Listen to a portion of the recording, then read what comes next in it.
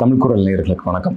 இன்று நம்மோடு சிறப்பு விருந்தினராக அரசியல் விமர்சகர், மூத்த ஊடகவியலாளர், வழக்கறிஞர் கோடீஸ்வரன் இணைந்திருக்கிறார். உரையாடுவோம். சார் வணக்கம். சார் வணக்கம். நேயர்களுக்கு அன்பு வணக்கம். சார், குளத்தூர் தொகுதியில் இவிஎம் இயந்திரங்களை ஆய்வு பண்ணக்கூடிய வேலை நேற்று முடிவடைஞ்சிருக்கு. ஏற்கனவே பல குற்றச்சாட்டுகள் திமுக முன் வச்சது. டேக் இல்லை, சீல் இல்லை, அரக்கு சீல் இல்லை அப்படிங்கிற மாதிரி. நேற்று பார்த்தீங்கன்னு சொன்னால் 208வது பூத்தில் முன்னாள் முதலமைச்சர் மு.க. ஸ்டாலின் அவர்களுடைய பேர் இருக்கக்கூடிய அந்த பேலட் யூனிட், அதுவும் இந்த கண்ட்ரோல் யூனிட்டும் வந்து ரெகனைஸ் பண்ணலை. முதல்ல எடுத்த உடனே அதான் செக் பண்ணுவாங்க, இந்த கண்ட்ரோல் யூனிட்டுக்கு உள்ளது தானா இந்த பேலட் மெஷின் அப்படிங்கிற மாதிரி செக் பண்ணுவாங்க. ஆனால் ரெகனைஸே ஆகலை. பெல்லேருந்து வந்திருக்கக்கூடிய என்ஜினியர்கள் அதை ஒத்துக்கிடுறாங்க, இது பிரச்சனை அப்படின்னு சொல்லி ஒத்துக்கிடுறாங்க.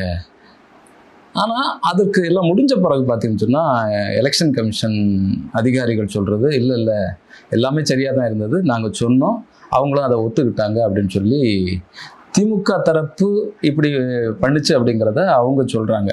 ஆனால் திமுக வந்து வழக்குக்கு போக போகிறதாக சொல்லியிருக்காங்க. எப்படி பார்க்குறீங்க சார் இதை? தேர்தல் ஆணையத்துக்கு பொதுவாக வந்து அந்த நல்ல பேர் வந்து ரொம்ப கம்மியாயிடுச்சு. தேர்தல் ஆணையம் வந்து ஐயா டிஎன் சேஷன் இருந்த பொழுது வந்து தேர்தல் ஆணையத்துக்கு என்ன அதிகாரம் இருக்குது, தேர்தல் ஆணையத்தால் என்ன செய்ய முடியும் அப்படின்றத காட்டினாங்க. அதாவது அதிகாரிகளை டிரான்ஸ்ஃபர் பண்ணுறது, அதிகாரிகளை மாற்றுறது எல்லாம் தேர்தல் ஆணையம் வந்து பண்ணிச்சு. அதுக்கப்புறம் தமிழக அரசியலில் வந்து நரேஷ் குப்தா தேர்தல் தலைமை தேர்தல் அதிகாரியாக வந்த பொழுது பார்த்திங்கன்னா அதை வந்து ஒரு தேர்தல் ஆணையம் என்பது ஒரு கலெக்டரை எப்படி வேலை வாங்கிறது, எஸ்பிஐ எப்படி வச்சுக்கிறது, இல்லை அவங்க மேலே ஒரு 2 பேர் வந்து பிரச்சனை பண்ணுறாங்கன்னா மாற்றி விட்றது, அந்த மாதிரி வேலைகள்லாம் அவங்க பீரியடில் வந்து ஃபாஸ்ட்டாக பண்ணாங்க. இப்போது இருக்கக்கூடிய தேர்தல் ஆணையம் பார்த்திங்கன்னா வந்து யார் எந்த கம்ப்ளைண்ட்டு சொன்னாலும் அதை வந்து பெருசாக கண்டுக்காமல் தமிழகத்தில் வந்துட்டு ஒரு மெத்தனை போக்கு தான் இருந்தது. உதாரணத்துக்கு வந்து இப்போது ஒரு ஐபிஎஸ் அதிகாரி அருண் அவர்கள், அவர் சரி கிடையாது அப்படின்னு சொல்லி இப்போ ஆட்சியில் இருக்க தாவேக்காவே கம்ப்ளைண்ட் கொடுத்து இவரை வந்து உடனே மாற்றணும்னு சொல்லி. ஆனால் அவரை உடனேலாம் மாற்றலை. அவங்க தேர்தலில் பாதி நேரம் முடிஞ்சதுக்கப்புறமா அதுக்கப்புறமா கடைசியில் ஒரு சில விஷயங்கள் வரும். அதே மாதிரி நிறைய அதிகாரிகள் வந்து நிறைய கம்ப்ளைண்ட் கொடுத்து நிறைய விஷயம் சரி கிடையாது, இது பாரபட்சமாக இருக்குது அப்படின்ற மாதிரிலாம் குற்றச்சாட்டுகள் எழுந்தது. அந்த குற்றச்சாட்டுகள் எதுக்குமே வந்து செவி சாய்க்கல. இன்னும் ஒருபடி சொல்ல வேணாம், பாஜகனுடைய ஏஜென்ட்டுகளாக இருந்த ஒரு சிலர் இருக்கிறாங்க வழக்கறிஞர்கள். அதில் ஒரு சில வழக்கறிஞர்கள் வந்து தேர்தல் ஆணையத்துக்கு கம்ப்ளைண்ட் கொடுத்து ஒரு சில நடவடிக்கை எடுக்கலை. அதிமுக கம்ப்ளைண்ட் கொடுத்துமே நடவடிக்கை எடுக்கலை. இப்போ இதுதான் இவங்க சம்பாதிச்ச பேர், லட்சணம், தேர்தல் ஆணையத்தோட லட்சணம். அதாவது கூட்டணியில் இருந்தவங்களும் சொல்லியாச்சு, கூட்டணியில் இல்லாத அரசியல் கட்சிகளும் அவங்கள கேட்டு கேட்டாச்சு, ஆனால் அந்த தேர்தல் வந்து சரியாக செய்யலை. அதேமாதிரி பாரபட்சமாக செயல்பட்டாங்க. தேர்தல் நேரத்தில் வந்து பணம் வந்து நிறைய விளையாடுச்சு, வாக்குக்கு காசு கொடுத்ததெல்லாம் செக் பண்ணலை அப்படின்ற அந்த ஒரு குற்றச்சாட்டும் இருந்துச்சு. இப்போ இதெல்லாம் வந்து வெறும் குற்றச்சாட்டு அப்படின்னு பார்த்தா அட்லீஸ்ட் அந்த எலக்ட்ரானிக் ஓட்டிங் மிஷினையாச்சும் ஒழுங்காக வச்சு ஒரு ஓட்டை வந்து போட்டுக்கிட்டு பதிவு பண்ணி அதை வந்து போகும் அப்படின்ற மாதிரி ஒரு குறைந்தபட்சம் எதிர்பார்ப்பு. இப்போ அதுலையுமே சிக்கல் அப்படின்ற மாதிரி இப்போ வந்து வருது செய்தி. இப்போ இந்த ஒரு 2 மிஷின் வந்து இவிஎம்மில் இருக்கிற அந்த பொத்தானை அமுக்கிற அந்த இயந்திரத்தில் இருக்கிறது வந்து கணக்கீடு பண்ணுற கண்ட்ரோல் யூனிட்டோட ரீட் ஆகலை அப்படின்னா அது ஒரு சிக்கல்னால் சிக்கல். பட் இது இயந்திர சிக்கலா இல்லை இது மாதிரி? ஏன்னா சுப்ரீம் கோர்ட் என்ன சொல்லியிருக்குன்னா, நீங்கள் நேர்மையை வந்து வெளிப்படுத்தணும், நம்பகத்தன்மையை வந்து காப்பாற்றணும். அதனால் சம்மந்தப்பட்ட தேர்தலில் நின்றவங்க இந்த 1, 2, 3 இடத்துல வரவங்க கேள்வி கேட்டாங்க அப்படின்னா அவங்களுக்கு ஒரு காலம் பீரியட் கொடுக்குது, அதுக்குள்ளே நீங்கள் எந்திரத்தை சரி பார்க்கலாம் அப்படின்னு சொல்லி அதுக்கு ஒரு பணத்தை கட்டி இப்படி ஒரு வழிமுறையை வந்து கொண்டு வருது. எதுக்கு இதை கொண்டு வராங்கன்னா, இந்திய தேர்தல் மீது யாருக்கும் அவநம்பிக்கை வந்து விடக்கூடாது அப்படின்றது கோர்ட்டு வந்து கவனமாக இருக்குது. ஆனால் அந்த தேர்தல் ஆணையமோ இல்லை அதுக்கு கொடுக்கக்கூடிய அந்த பெல் நிறுவனமோ அந்த அளவுக்கு அது ஈடு கொடுக்குற மாதிரி இல்லை. இதை தாண்டி வந்து மேனுவலாக ஆல்ரெடி மூத்த வழக்கறிஞர் என்ஆர் இளங்கோ என்ன சொல்லியிருக்கிறாருன்னா, டேக் எல்லாமே வந்து புதுசாக இருக்குது. இது வந்து எப்படி புதுசாக இருக்குது, ஒரு விஷயத்தை யூஸ் பண்ணியிருந்தால் அது வந்து கொஞ்சம் பழசாக இருக்கணும், யூஸ் பண்ணாத மாதிரி புதுசாக இருக்குது, அதில் விலாசம் எதுவுமே இல்லை. அப்புறம் என்ட்ரி போடாமல் இருக்கிறாங்க. பொதுவாக வந்து ஏன்னா ஒரு முதலமைச்சர் நிற்கிற ஒரு தொகுதினா அதில் என்ட்ரி அதெல்லாம் கொஞ்சம் கான்சன்ட்ரேட் பண்ணி பண்ணுவாங்க. இதெல்லாம் சரியாக செய்யாமல் இருக்குது. இது யார் மேலே தப்புன்னு கேட்டால் இல்லை அதிகாரி எதுவும் மெத்தனமாக இருந்துட்டு இருப்பாங்க. ஹியூமன் எரர்ன்ற மாதிரி. இப்போ ஹியூமன் எரரும் வந்துச்சு, மெஷின் எரரும் வந்துச்சு. இது சரியில்லைன்ற குற்றச்சாட்டு ஆல்ரெடி அரசியல் கட்சிகளும் சொல்லியிருக்கிறாங்க. தேர்தல் ஆணையத்து மீதும் புகார், தேர்தல் நடத்தும் அந்த அதிகாரிகள் சரியில்லை, ஒரு சிலர் வந்து சார்பாக இருக்கிறாங்கன்ற மாதிரிலாம் இருக்குது. இவ்வளவும் நடக்கிறது வந்து இது வந்து தேர்தலை பற்றி ஆல்ரெடி நிறைய சந்தேகங்கள், நிறைய கேள்விகள், குறிப்பாக எலக்ட்ரானிக் ஓட்டிங் மிஷின் பற்றின சில பிரச்சனைகள்லாம் ஐயா அப்துல் கலாம் கூட இருந்த சயின்டிஃபிக் அட்வைசர் பொன்ராஜ் சார் வந்து அதை பற்றி பேசிகிட்டு இருக்கிறாரு. எனக்கு ஒரு பத்திரிகையாளராக அந்த விஷயத்தில் அவ்வளோவா அனுபவம் கிடையாது. இது குறைன்னு சொல்கிறதுக்கும் என்கிட்ட வாதங்களோ இல்லை தரவுகளோ இல்லை. அது தப்பே நடக்காதுன்னு சொல்கிற அந்த உத்தரவாதமும் நம்மளால சொல்ல முடியல. ஆனால் பொதுவாக வாக்கு சீட்டு இவிஎம் மிஷின் வந்துட்டு தேர்தல் நடக்கிற ப்ராசஸ் ஈஸியாக இருக்கும், ரிசல்ட் உடனே வரும், டென்ஷன் கம்மியாக இருக்கும், லா அண்ட் ஆர்டர் ப்ராப்ளம் வராது. ஒரு சில பேர் நான் வந்து இந்த தேர்தலெலாம் பார்த்துருக்குறேன். நான் அதாவது உள்ளாட்சி தேர்தலாம் பார்த்தீங்கன்னா வாக்கு சீட் இருக்கும். அதில் வந்து ஆளுங்கட்சி ஜெயிக்கிற மாதிரி வருதுன்னு என்ன பண்ணுறாங்கன்னா அந்த வாக்கு சீட்டை வந்து இங்கு ஊற்றி செல்லா ஓட்டு ஆக்கிடுவாங்க. அதை வந்து பண்டலுக்குள்ளே வச்சு மடித்து எதிர்கட்சி ஓட்டை உள்ளே சொருவி ஆளுங்கட்சி ஓட்டை வச்சு இதெல்லாம் பண்ணி இந்த மாதிரி எல்லாம் வந்து என் கண்ணால் பார்த்துருக்குறேன். தேர்தல் அந்த ஆரம்ப காலகட்டத்தில் இருந்த பொழுதெல்லாம் நான் பார்த்துருக்குறேன். அந்த முறைகேடுகள்லாம் நிறைய கோர்ட்டுக்கு வந்ததையும் நான் பார்த்துருக்குறேன். நிறைய செல்லா ஓட்டுகள் நிறைய வரும், அதெல்லாம் பார்த்துருக்குறேன். அதோடு பார்க்கும்போது இது பரவாயில்லன்னு எனக்கு ஒரு நினைவு உண்டு. ஆனால் அந்த நினைவுகளை வந்து சிதைக்கிற மாதிரி வரக்கூடிய பேச்சுகள், நடவடிக்கைகள் இருக்குது. இது கோர்ட்டு தான் பார்க்கணும். கோர்ட்டுக்கு போகிறன்ற மாதிரி திமுக சொல்லியிருக்காங்க.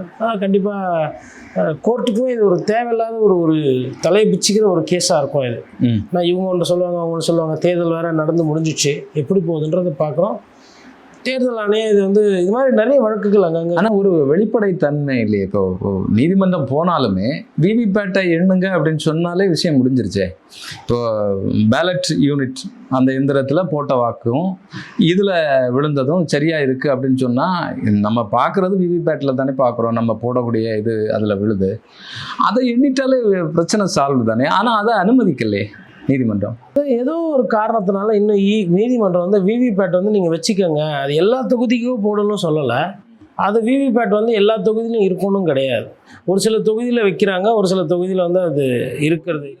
ஆமாம், விவிபேட் வந்து அது வந்து எங்கே வைக்க 100% விவிபேட் இன்னும் வந்து ஃபுல்லாக வந்த மாதிரி தெரியல இந்தியா முழுக்கும். ஒரு சில இடத்துல வந்து அது ஒரு சிக்கல் இருக்குன்றாங்க.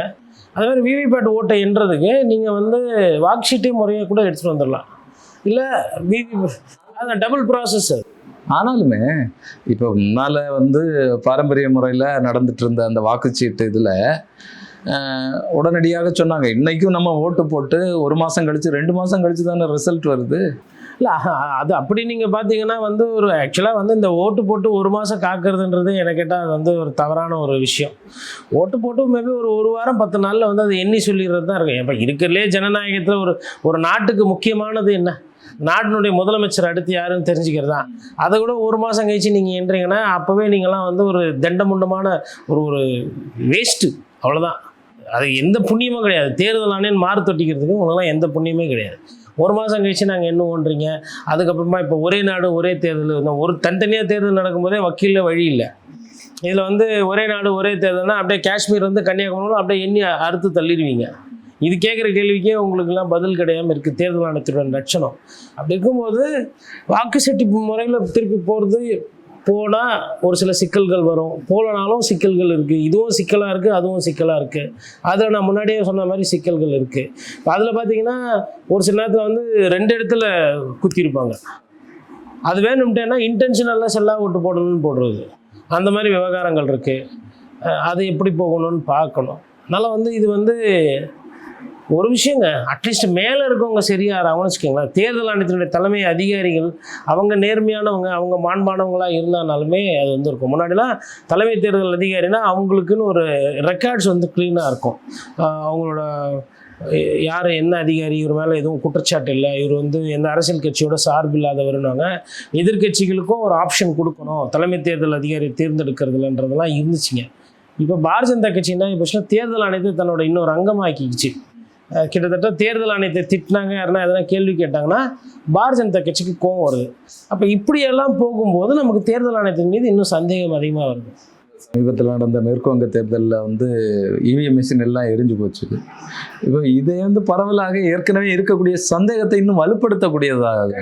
சந்தேகத்தை வலுப்படுத்தக்கூடியது நம்ம நாட்டில் எங்கடா ஒரு பிரச்சனைனா பரவாயில்ல, பிரச்சனையில தான் நாடே இருக்குது அப்படின்னும் போது எதை முதல்ல ஆரம்பிக்கிறது எதை அப்புறமா போகுதுன்ற மாதிரி சிக்கல். அதை மேபி இந்த குளத்தூரில் இந்த கண்ட்ரோல் யூனிட் இதெல்லாம் வந்து கரெக்டாக மேட்ச் ஆகிட்டு இருந்தால் அந்த பிரச்சனை இருந்திருக்காது. இப்போ இது வந்து தேவையில்லாமல் இன்னொரு சந்தேகத்தை ஏற்படுத்துது.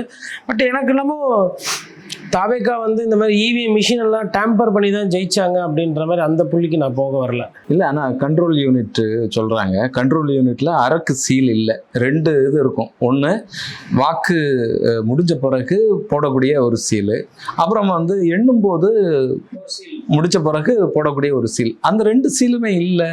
இதெல்லாம் சந்தேகத்தை வலுப்படுத்த தானே சந்தேகத்தை வலுப்படுத்துது. பட் 234 தொகுதியிலையும் போய் இது மாதிரி ஒவ்வொன்றா பண்ண முடியுமா? இல்லை 200, ஏன்னா ஆட்சியில் இருந்தது வந்து அன்றைக்கி திமுக ஆளுங்கட்சியாக இருக்காங்க. இன்னொன்று திமுகனுடைய தொண்டர்களாகட்டும், அவங்களோட ஏஜென்ட்டு, அவங்க மூலிமா நியமிக்கப்பட்ட வழக்கறிஞர்கள் வந்து கொஞ்சம் ஷார்ப்பாக இருப்பாங்க. இந்த மாதிரி மிஸ்டேக்ஸ் வந்து மேனுவலாக 1-2 நடக்குது. பட் தேர்தல் முடிவையே வந்து வெறும் இவிஎம்மை வச்சு மாற்ற முடியுன்றதுல எனக்கு அந்த உடன்பாடு. அங்கே ஒன்றும் இங்கே ஒன்றும் தவறுகள் இருக்குது. பட் அந்த என்டையர் ப்ராசஸை வந்து நான் வந்து, ஏன்னா நிறைய நேரத்தில் வந்து அரசியல் கட்சிகள் மாதிரியெல்லாம் வருது, ஜெயிக்குது. இப்போது பிரசாந்த் கிஷோர் அங்கே ஜெயிக்கிறாப்புல. பிரசாந்த் கிஷோர் வந்து ஜெயிக்கிறத வந்து யாருமே விரும்ப மாட்டாங்க.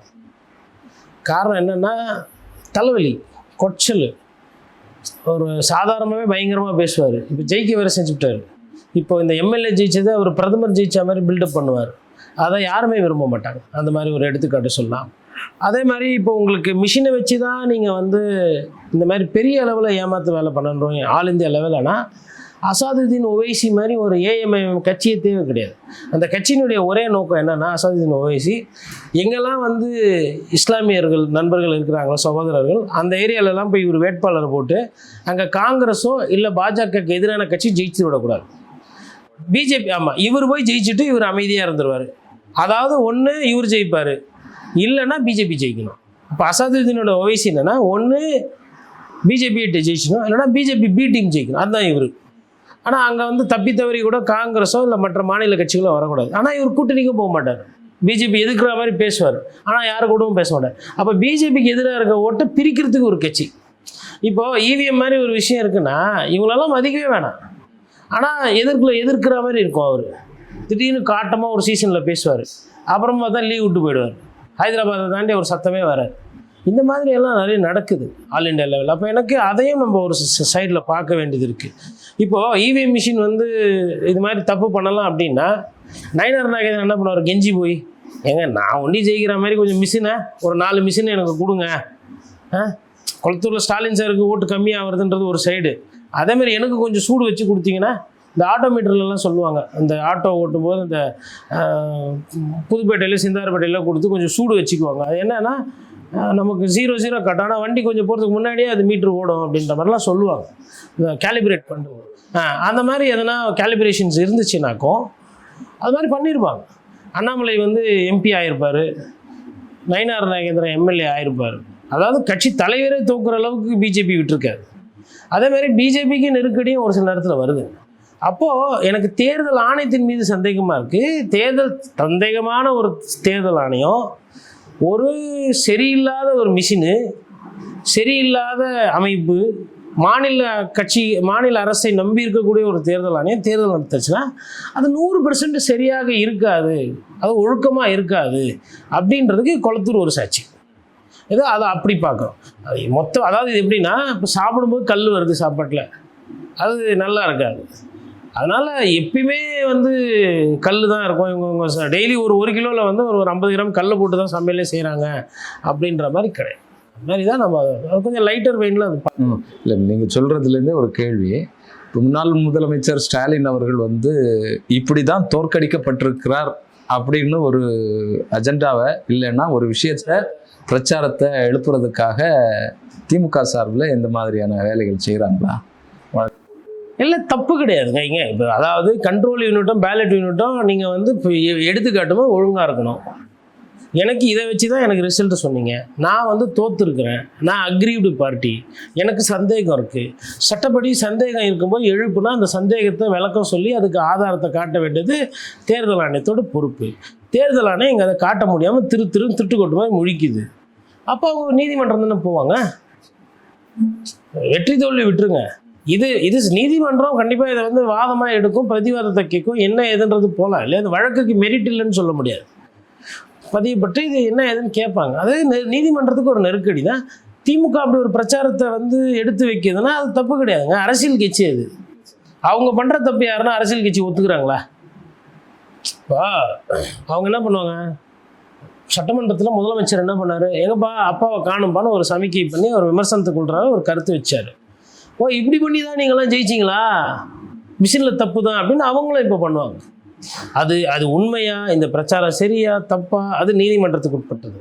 ஆனால் இந்த பிரச்சாரம் என்பது பண்ணும் திமுகன்ற ஒரு கட்சி வந்து இதை எடுத்து வைப்பாங்க முன்னாடி. அப்போ வந்து இல்லை தேர்தல் ஆணையம் சரிதான் அப்படின்னா திமுக என்ன சொல்லுவாங்க, அப்படியா அவர் திட்டினா இங்கே வலிக்குதா, என்னப்பா நீட்டு விஷயத்தில் பிஜேபி சப்போர்ட் பண்ணுறீங்க, தேர்தல் ஆணையத்தின் விஷயத்தில் பிஜேபி சப்போர்ட் பண்ணுறீங்க, காவேரி பிரச்சனையில் கர்நாடகா சப்போர்ட் பண்ணுறீங்க, அப்போ நீங்கள் யார்? அதில் தான் அந்த அரசியல் வந்து தீவிரமடைகிறது. அதனால் இது வந்து இது இன்னொரு பேசு பொருள், இன்னொரு தலைப்பாக அது மாறிடும்.